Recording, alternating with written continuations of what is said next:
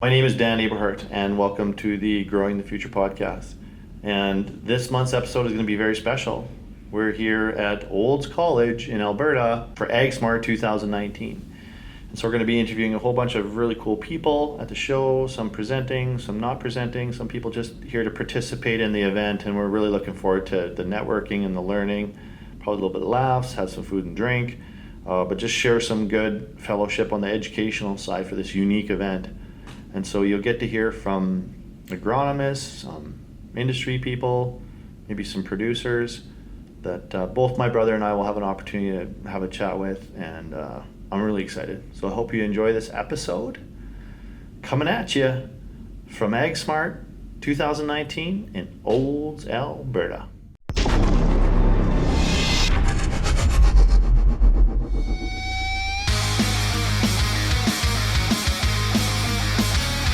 The Growing the Future podcast is brought to you by Eberhardt Ag Solutions.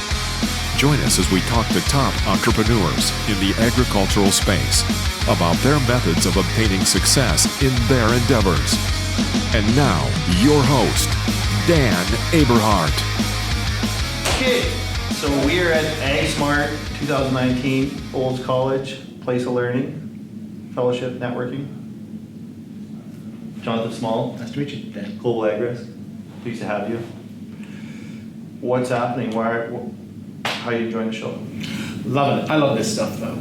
I'm not perhaps the zealot for technology that Rob is, but thank God we've got guys like that. But I love it, right. And even if I didn't professionally need to keep up with that, I'd be fascinated by it. It's science that brought me into agriculture, 100 years ago. No comments from Cliftonstein. We have a silent viewer here, which we'll reveal later. And that's still what really spins my crank. Is, seeing the change. If I look in the rearview mirror, seeing the change in my career and where we are now. I can remember doing a presentation to dairy farmers in England. It had to have been 30 years ago, right? When robots were just coming into dairy farming, and how they all giggled when I said one day it's all going to be done like this. And sure enough, you look at all the new dairies in this province, right? And how many of them? That's it. That's the selected way to do it, because the technology is advanced. The technology then is awful. Milking a cow with a robot, you had to cull half your cows because the others weren't the right size and shape, and they couldn't cope with it. And look where we are now. It's astonishing, and that's accelerating, and that's what we just listened to from Rob, right? And his whole convergence idea, which I like. Well, he runs in those circles. Peter Diamondas. They're talking about things converging and accelerating, but we're in an interesting time in science. We have more information than ever. We have more information than we actually almost know how to do with it, right? And with the believability factor. Yep. So one of the first things that you said was science. Where are we at with science and agriculture? Because it doesn't seem like that's a huge factor necessarily to the consumers. Is it more emotional? Well, I think if you're talking, I think from the consumer perspective, we went through, once again, I'll hark back to the old country, but we went through a very interesting experience with the whole BSE thing, which was a lesson in trust and loss of trust, right? Which was so mad cow disease, when it began, and I was there. Actually, I lived pretty close to ground zero, where the first case was actually detected. And we went through however many years it was of the scientists telling us that it was safe, and politicians jumping on that bandwagon saying, no, beef is safe, it's not transmitting to humans. And then eventually it emerges, right, that actually it is transmissible to humans at a very low level, but nevertheless terrifying. In a horrible way to die. Not that many people have died from BSE, but a lot of lives have been affected by it. And it was like the trust between scientists and the public broke at that point. And then hot on the heels of that, we had Roundup Ready crops coming forwards, and Europe, having just come through that whole thing with BSE and the shock and horror of that, almost predictably rejected GMO out of hand, and to this day rejects it out of hand, right? Because I believe that was all part of the same breach of trust, right, that happened, that hasn't been won back and has been exploited by some, no doubt, to their. So you're thinking we've had a series of breaches of trust to kind of lead to where I think that hasn't helped. Yeah. But you know, we mustn't forget. You know, we live and work, all of us, in a world of like-minded people. Farmers actually have a very good understanding of science and technology, and I think good adopters of it and so on. But that doesn't apply to the vast majority of the public and the consumers and the people who eat what we produced, and it doesn't. And those guys have got the gold. I mean, that's not a lesson. You know, I went to a very interesting futurist presentation back then. I forget the name of the presenter, but what he said, you know, he talked about the sort of the coming of the ascendancy of the consumer, right? Because it's the consumer's got the money, not the farmers. They got the voting. They've got the power, account. right? And you better learn how to harness that and how to you know, influence that, or you are at the mercy of, you know, a lot of people who have no understanding. Their level of understanding about the science and the technology is extremely low. They make their decisions at a much more emotional, less rational level. But that is the reality that we're dealing with. And, you know, I think taking science, trying to win the argument on the basis of science with consumers and activists, I think is futile. So what are we going to sell? You have to do it at an emotional level, public, because that's where they're operating. What are we going to sell the public then as conventional producers? I mean, I take it your business is essentially serving the 80-90% of conventional producers out there. Mm-hmm. We're doing the same. I love some of the aspects of organic But we talk the same language. and regenerative. Yeah. Oh yeah. We believe the same things. It's the same tribe. Yeah. What are we going to sell them in a perfect world? If you could just wave a magic wand tomorrow. I think what will sell is largely emotional. Right? I mean, why do you think the non-GMO labels work? I mean, you know, we can rant all we like about how ridiculous that is, but the reality is the only reason that food manufacturers are doing that is because they sell more by doing that. Absolutely. Those manufacturers understand that it's nonsense. They've got the metrics. Right? They know that it doesn't matter. There is no such thing as a GMO beetroot, right, or whatever it happens to be, but they put it on the package anyway, right? Because they've got the metrics and they know we sell more at a higher price, so they're going to do it. There's no law against it. Right? And I think we have to engage. I think, you know, as an industry, we've got to be prepared to engage at a lower level than what we are. Farmers and guys like me will come into those discussions and we'll engage with the science and say, well, look, yeah, but there's no such thing as GMO wheat, right? The person you're talking to doesn't care. They don't really understand what GMO is, right? Much less what wheat is, right? So, you know, how are you going to persuade them, right? And so I think if we're going to prevail, I think we have to come at it from a whole different angle, because you're not going to educate 9.5 billion people on this planet about the science. It can't be done, right? So they've got to feel good about what they eat.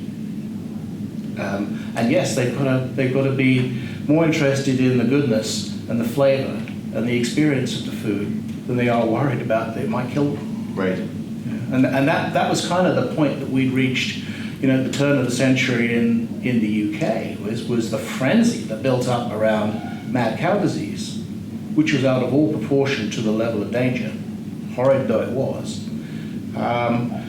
that people were more afraid about the next forkful of food they put in their mouth than they were about how it would taste, and they lost all reason. Is the old country ahead of us in these consumer and farming trends? Can we use that to advantage or not really? I don't think so. I mean, you've only got to look. I mean, GMO is still illegal.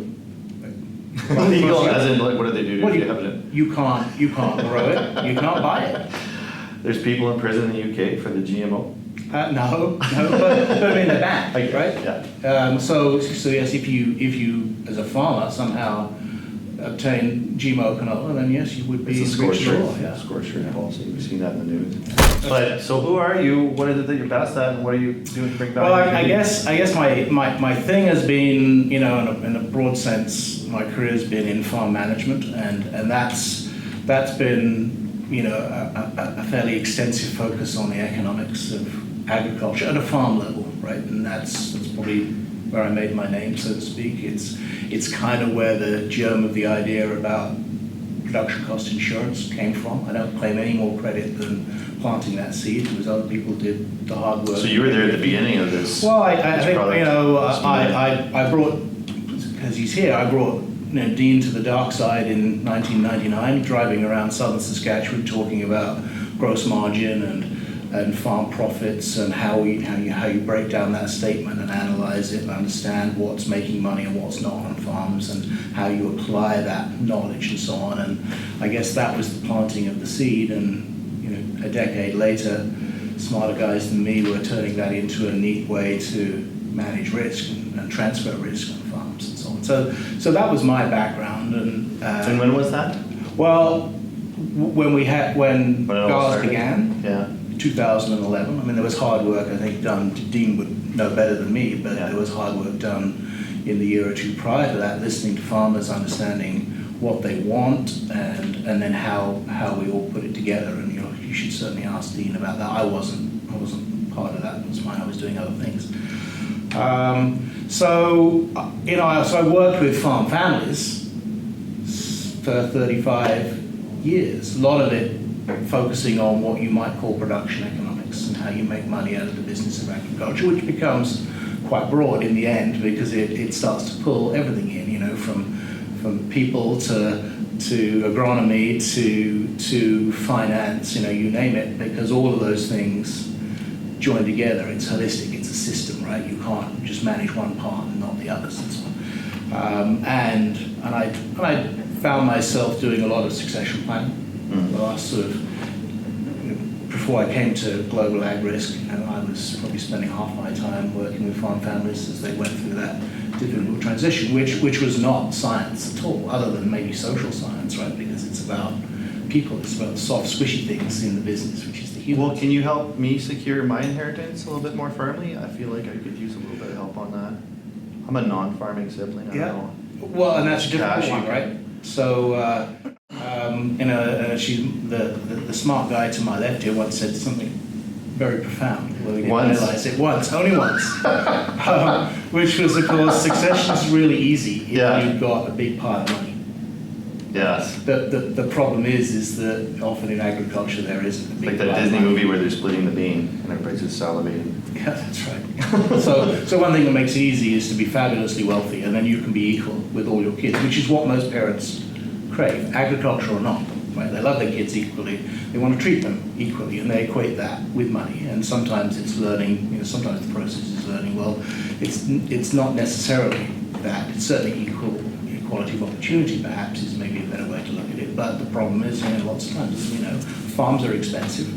If you have 5 kids and they all want to farm, sometimes 2 or 3 of those kids are not, and that's tough, right? And either they chose a long time ago that they didn't want to farm, or it became obvious a long time ago that there's not room for me here with my brother, right? And also, of course, it's not necessarily as easy for 2 siblings to genuinely farm together and make decisions together as it is for a married couple. See, I kind of thought of you as some sort of mathematical wizard or a modeling genius, but really you're dealing with a lot of people. Oh, that was, and it is, and as you can tell, it still interests me now. I don't do that work anymore, but it was a natural sort of spin-off from working with farmers for a quarter of a century. Is that, of course, you learn stuff, you learn how they think and what their aspirations are and so on. And sure, at one time I would have said, well, a succession plan, you just need a good business plan. Well, you don't. I mean, yes, that's just part of it, but it's many things. You need a good business structure, right? But you also need to have a lot of sometimes difficult conversations. It's communication, right? So the expertise that I brought to that was getting the communication working, getting people to talk about these things rather than just it being unsaid. That was the skill I brought to bear. Sure, understanding the economics helped in that sometimes. I just ran into a producer, 45, 50 years old, who's struggling with off-farm siblings that were taking a big chunk of what he felt he needed to pay the bills, and farming's tough enough as it is, and what that must do to family relationships, and the real loss is money can come and go, fortunes rise and fall. That's right. But I've seen brothers down the same road, 2 lanes that are a couple hundred yards apart, families don't talk. Right. So the paradox, and those are dreadfully sad when you witness those. And, they're infrequent, but they stand out, and it's awful, right? The paradox is that probably in every single one of those cases, mum and dad's heart's desire was that the farm stay in the family, right, and the kids don't fight. And in their quest to achieve those 2 things, that's exactly the situation they created. That, well, we're going to be equal, so all 5 kids will own the farm. Only one of them's farming, right? Huge source of conflict later on, because they will never agree about what should happen to the farm. And one of them, the guy who's out there half buried in a tractor fixing it for the 10th time because there's no money, says, I'm just working for my brothers and sisters here, and they never even show up anymore. Right. And before you know it, kids are fighting, right? And the farm is torn apart and it leaves the family, right? And so because they avoided confronting those questions 30 years before, right? So you're going to talk to my dad and my brother and my sister then? 'Cause I think my dad, if I were still doing that work, that's exactly the approach that we would take. Right? You can't do it one person at a time, right? Yeah. It has to be, right? Even if that means that some tough decisions get made, it's a tough decision with you as part of it, right? That you've had input and hopefully have some understanding as to what's important to mum and dad. As I say, 9 times out of 10, it's those 2 things, the first 2 things that they will say. We want the farm to stay in the family, and we don't want the kids to fight. There will be other objectives sometimes, but actually unifying everybody behind the same plan as opposed to 5 different plans is part of the challenge. And it's not to say it's not easy. Sometimes it's not. Oh man, can't imagine. We're very fortunate so far, but Dad, he's got the house in Arizona and the Harley Davidson in Denali, and technically there probably won't be anything left to fight over, so that makes things very simple. That's the other one. Just spend it all before the kids. Spend it all. That's what he said to me. He's like, got this Denali and all these buttons and the things, and for me, it was pretty intense to hear your father say I'll only might be here another 10 years, and you want to say bullshit, but then you realize statistically he's right. Kids find that conversation much more uncomfortable. I was like, you mean you're going to die? Because when my father's that's not part of the plan. That's when my dad's in his 90s. He talks about dying all the time, and it's horribly uncomfortable. I mean, only with great struggle have I come to terms with the fact that no, he needs to be able to say this, and he needs to have a sensible conversation instead of me just saying, no, you'll be just fine. Well, I'm in this crazy paradigm where I want to live to 189. But that might be worse, finding out that I was wrong. I didn't live enough to get to that technology or couldn't afford it. Your money's also got to last, right? The power of compound interest is the greatest power in the universe, according to Einstein. Now, one of the cool parts that I always looked with admiration upon the GARS model, and I just have a faint understanding of it. But what I liked was the process of becoming self-aware through the initial introductory phase where you took a look at the producer's situation and essentially showed them where they fit in as a benchmark in the professional farming community, such that, hey, this is where I stack up. And I wonder sometimes how those conversations go if you're not in the top 25 percentile. I think I would be in anything, right? Podcasting or sales, or we want to live that narrative. But I find that fascinating. It's a lot of inherent value just in that initial process. There is, yeah. Agriculture is a lonely business, actually. Oh my God. So farmers never really know, where they stand. They kind of know where they'd like to stand, and that's a human trait, which is, I'm really good at this, and it's not always nice to learn that actually you're really not. Right.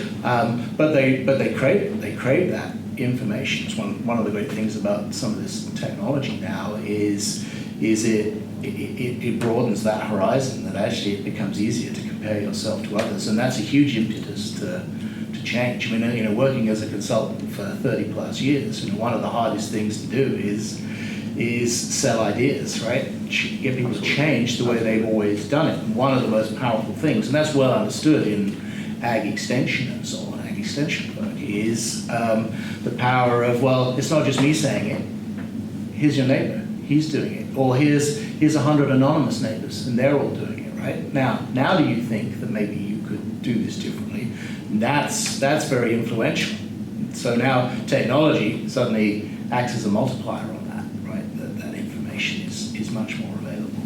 So I think that's one of the things that accelerates the pace of change now that we will experience. Is it doesn't depend on this guy to show up at your farm and try and persuade you that you should use more nitrogen or you should use less nitrogen or whatever it might be.